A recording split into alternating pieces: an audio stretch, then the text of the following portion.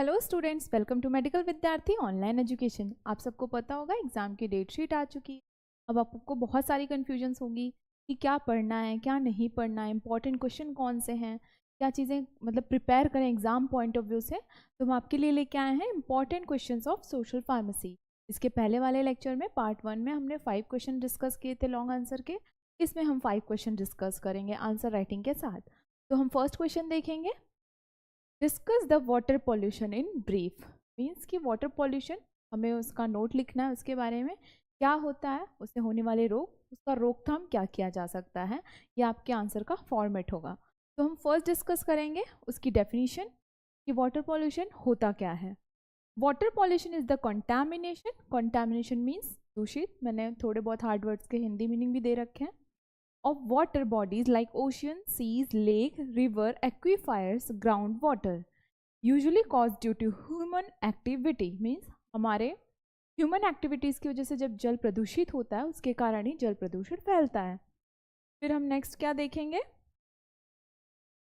Source of water pollution. Means उसके स्रोत क्या क्या हो सकते हैं, कि जल प्रदूषण के स्रोत क्या क्या हो सकते हैं, कैसे हो रहा है जल प्रदूषित।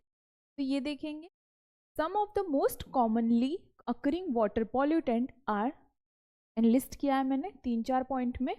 पॉल्यूटेंट मीन प्रदूषण या प्रदूषक जो कि उसको प्रदूषित कर रहा है जल को। फर्स्ट है डोमेस्टिक वेस्ट। हम आमतौर पर देखते हैं हम कूड़ा कहीं भी फेंक दिए और वो झाड़ू से फिर मीन कहीं सीवेज में जा रहा है, सीवेज की चीज़ें रिवर में जा रही हैं, ऐसे ही तो सारी चीज़ें चलती हैं। तो वो पानी में पहुँच रहा है, प्लास्टिक है, ये सारी चीज़ें, उससे भी जल प्रदूषण होता है। तो वो आ जाएगा डोमेस्टिक वेस्ट में। या फिर हम घर में पानी ज़्यादा यूज़ कर रहे हैं, वो हमारे सीवेज मीन्स जो भी वेस्ट पानी होता है वो सीवेज में ही जा रहा है, तो इन सब चीज़ों जल प्रदूषण होता है। फिर इंडस्ट्रियल वेस्ट। आमतौर पर इंडस्ट्रियल का जो भी वेस्ट होता है वो भी रिवर में कहीं आप देखते होंगे कि सीवेज के थ्रू वो आमतौर पर रिवर में ही फेंका जाता है, या उसका जो भी निकाय होता है वहीं होता है। सीवेज देखेंगे। सीवेज वेस्ट में contain micro organism chemicals. Sewage में क्या क्या होते हैं, केमिकल्स होते हैं, माइक्रो ऑर्गेनिज्म होते हैं जो कि डिजीज़ क्रिएट कर सकते हैं ह्यूमन बॉडी में। फिर इंसेक्टिसाइड्स, पेस्टिसाइड्स हम फार्मिंग में जो यूज़ कर रहे हैं। फिर एसिड रेनिंग और माइनिंग, खनन से भी जल प्रदूषण होता है। एसिड रेनिंग अम्ल वर्षा हमने 11th-12th में पढ़ा होगा। अम्लीय वर्षा जिसे कहते हैं कि जब बारिश के पानी में सल्फ्यूरिक या नाइट्रिक अम्ल, यह मतलब एसिड हिंदी में बोलते हैं अम्ल उसको, सल्फ्यूरिक एसिड या फिर नाइट्रिक एसिड प्रेजेंट होता है, पीएच मान उसका जो 5.6 से कम होता है, तो उसे हम क्या कहते हैं, अम्ल वर्षा कहते हैं। तो हम थोड़े सा उसको फिर क्या डिस्कस करेंगे, वाटर बॉर्न डिजीज़, कि हमें जल प्रदूषण मतलब प्रदूषित जल से कौन से रोग हो सकते हैं। आपने क्या क्या डिस्कस किया, डेफिनेशन डिस्कस किया, फिर source of water pollution discuss किया। अब हम देखेंगे कि वाटर बॉर्न डिजीज़ क्या क्या हो सकते हैं। ज़्यादा लॉन्ग भी नहीं करना है आपको, नॉर्मल 2-3 डिजीज़ेस के बारे में हम डिस्कस करेंगे। फर्स्ट है कॉलेरा, अक्यूट डायरियल डिजीज़। ये किसके कारण हो रहा है, पॉजिटिव एजेंट क्या है उसका, आप ऐसे फ्लो चार्ट में इसको बना के मेंशन कर सकते हो। Vibrio cholera, mode of transmission contaminated water. फिर tissue organ affected, intestinal tract. फिर सिम्टम्स है acute diarrhoea with rice, watery stools, vomiting, ये सारी चीज़ें हो रही हैं। प्रिवेंटिव कंट्रोल मेजर, आप क्लीन वाटर लीजिए, फिर न्यूट्रिशनल फूड लीजिए, ये सारी चीज़ें हो गई। फिर सेकेंड डिजीज़ क्या है, टाइफाइड। मीन्स इसमें फीवर आता है, आपको पता ही होगा। इसका पॉजिटिव एजेंट साल्मोनेला टाइफी है। फिर इसका mode of transmission same, contaminated food and water. फिर ये कौन से ऑर्गन को अफेक्ट कर रहा है, स्मॉल इंटेस्टाइन। फिर symptoms high fever, weakness, dehydration भी कभी कभी हो जाता है। तो और preventive measure, preventive container, contamination of food by flies या फिर कंटामिनेटेड वाटर हम ले लेते हैं। मोस्ट ऑफ टाइफाइड बारिश के सीजन में होता है। तो अब हम नेक्स्ट इसके बाद क्या मेंशन करेंगे, control measures of water pollution. Means इसे हम कैसे कंट्रोल कर सकते हैं। इंडस्ट्रियल एफर्ट, हमें इंडस्ट्रियल एफर्ट मीन्स कि कैसे वेस्ट हमें मतलब फेंकना है या कहाँ उसका होना चाहिए एक्सेस जो भी है, कि रिवर में ना जाए वो चीज़ें, ये सब चीज़ों का ध्यान देना चाहिए, उसके लिए नियम बनाने चाहिए। फिर transportation, most of society can significantly reduce vehicular pollution by switching to hybrid electric vehicles. फिर farming solution, in farming switching to organic farming methods can significantly reduce. इसमें क्या होगा, हम इंसेक्टिसाइड और ये पेस्टिसाइड्स वगैरह कम यूज़ करेंगे. फिर क्या है, वेस्ट डिस्पोजल, हम जो भी चीज़ें फेंक रहे हैं इस चीज़ का ध्यान रखें कि वो चीज़ें पानी में ना जाएं, या फिर उसको कैसे वेस्ट को डिस्ट्रॉय करना है, डिस्पोज करना है, वो चीज़ों का ध्यान दें. फिर ground water contamination control is one of the effective method of reducing water pollution.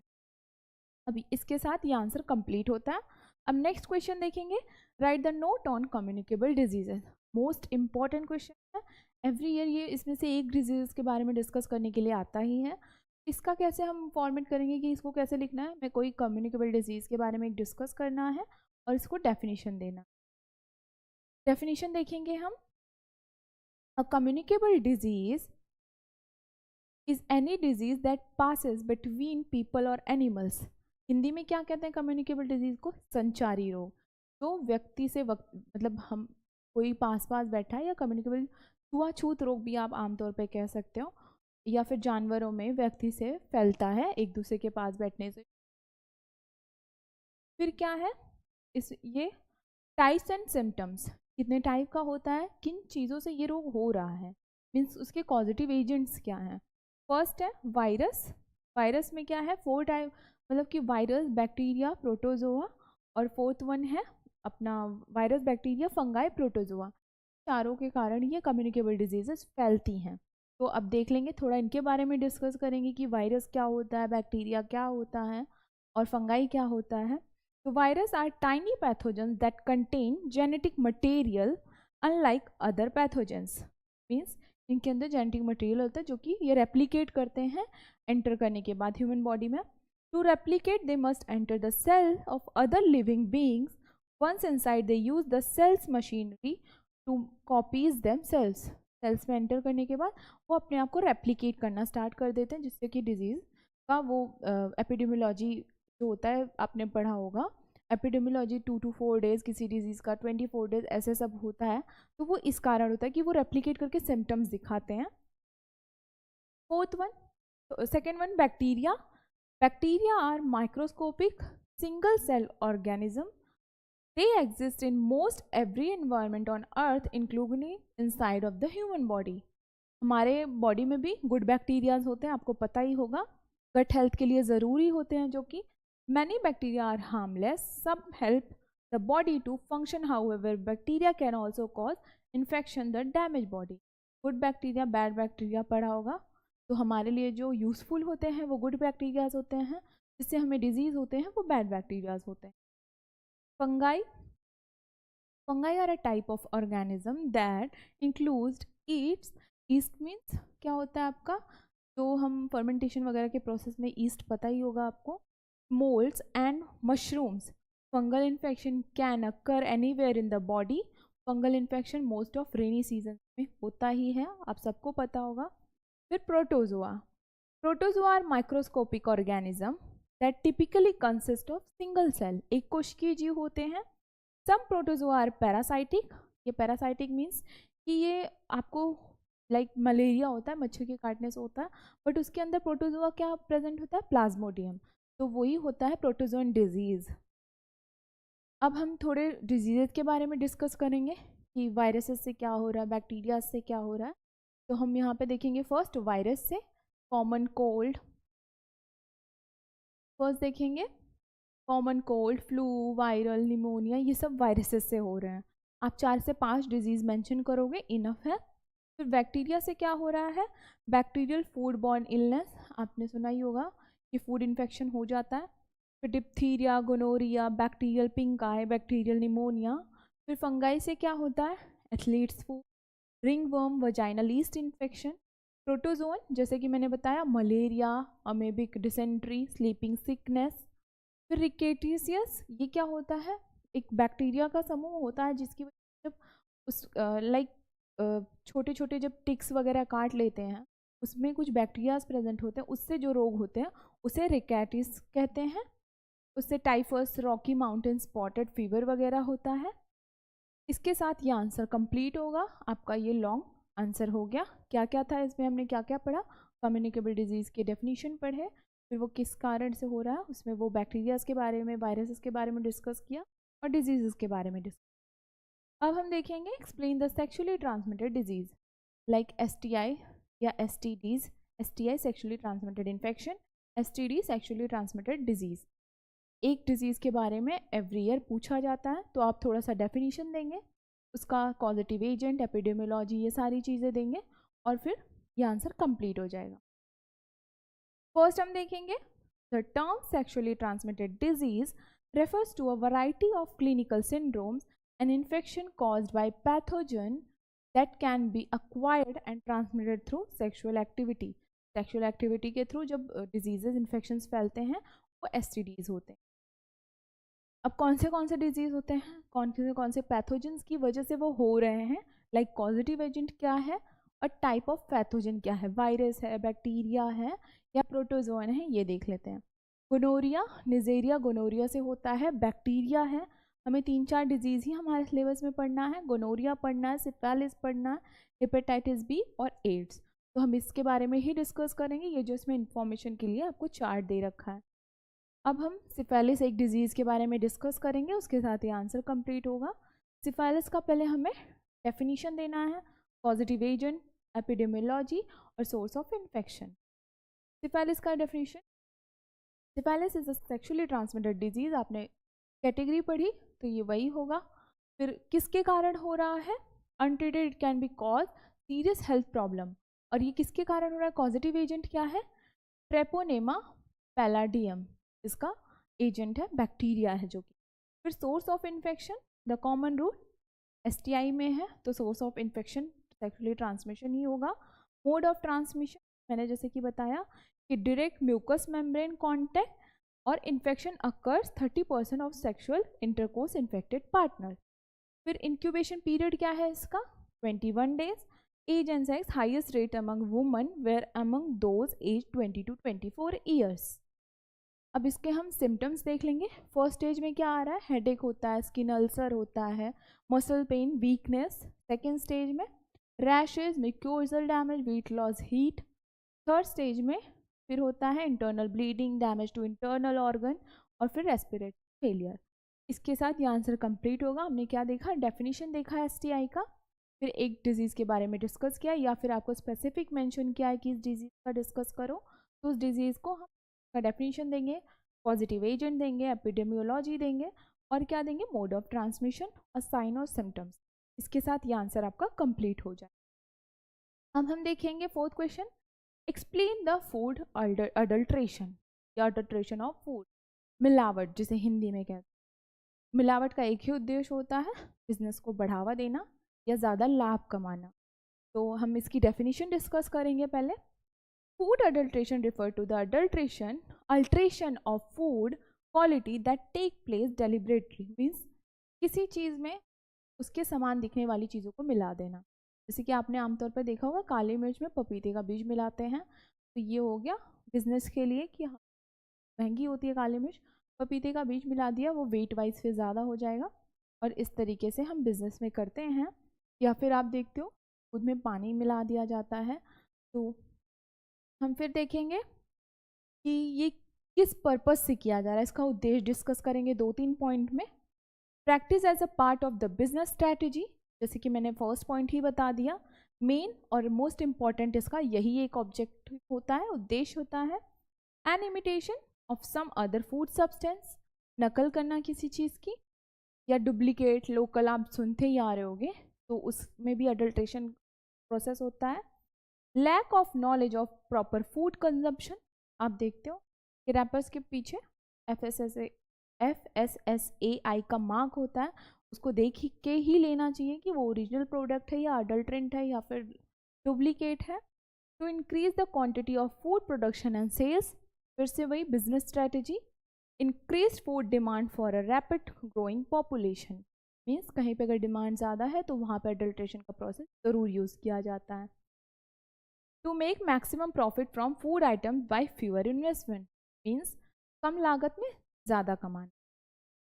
फिर हम डिस्कस करेंगे इसको हम रोकथाम कैसे, प्रिवेंशन कैसे कर सकते हैं अडल्ट्रेशन से। तो फर्स्ट है अवॉइड डार्क कलर और जंक फूड, फिर प्रोसेस्ड फूड, इन सब चीज़ों को अवॉइड करना है। Make sure to clean and store all the grains pulses store other products, means उसे हम क्लीन करके ही स्टोर करें, इस चीज़ का ध्यान रखना है। Wash fruits vegetables thoroughly in running water before they are used.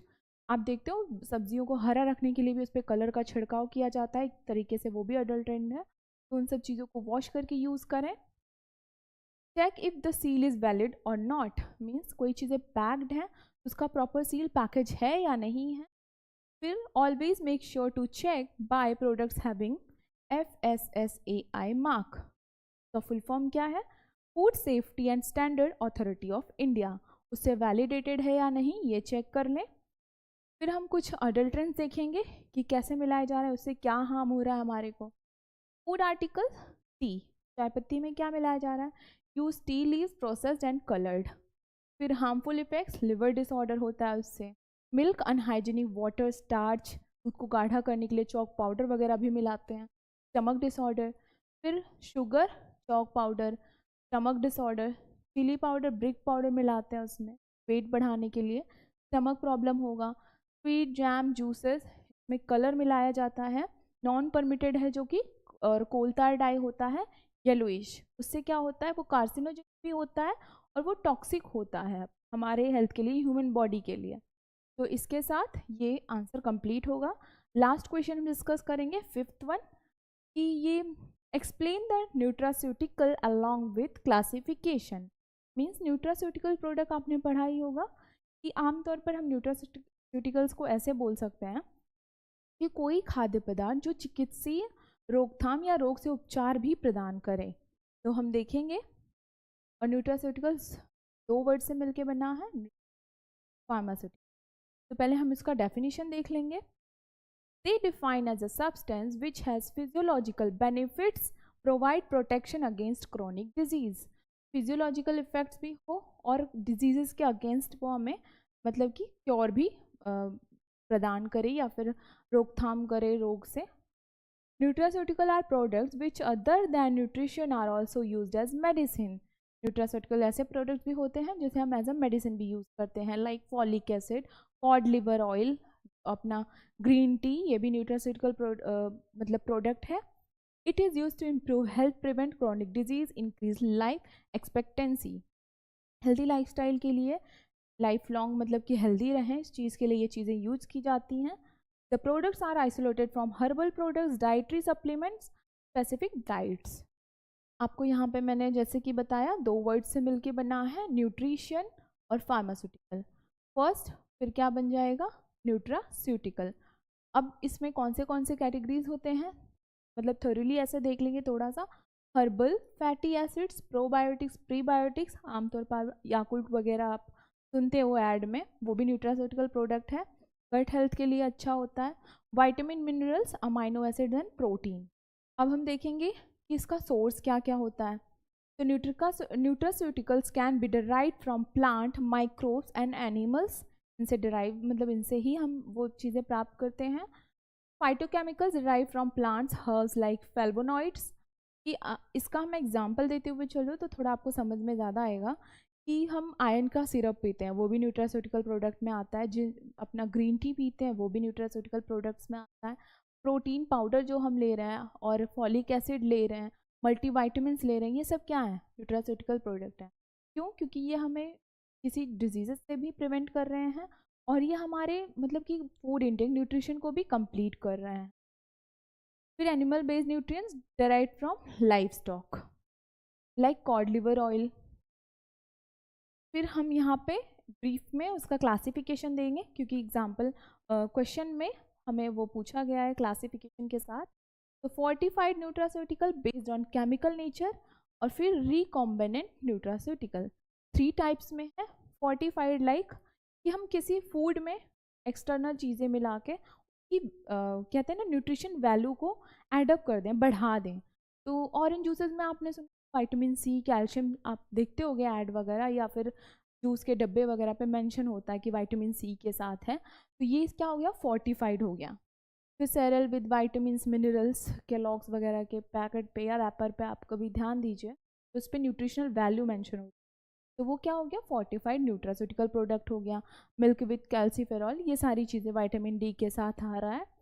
फिर क्या है, based on chemical nature, carotenoids, फिर क्या है, पॉलीफेनोलिक कंपाउंड, ये सारी चीज़ें हो गई। फिर थर्ड वन क्या है, रिकॉम्बिनेंट न्यूट्रास्यूटिकल, मीन्स योगर्ट, फिर cheese, vinegar, fermented starch, bread. Bread आप देखते हो होल ग्रेन वगैरह आता है, या फिर डायबिटिक वालों के लिए जो भी चीज़ें उनको यूज़फुल होती हैं उस तरीके से वो चीज़ फोर्टिफाई की जा रही है। तो ये हो गए 3 कैटेगरीज। इसी के साथ हम आज का लेक्चर एंड होता है। अब नेक्स्ट लेक्चर में हम डिस्कस करेंगे नेक्स्ट इंपॉर्टेंट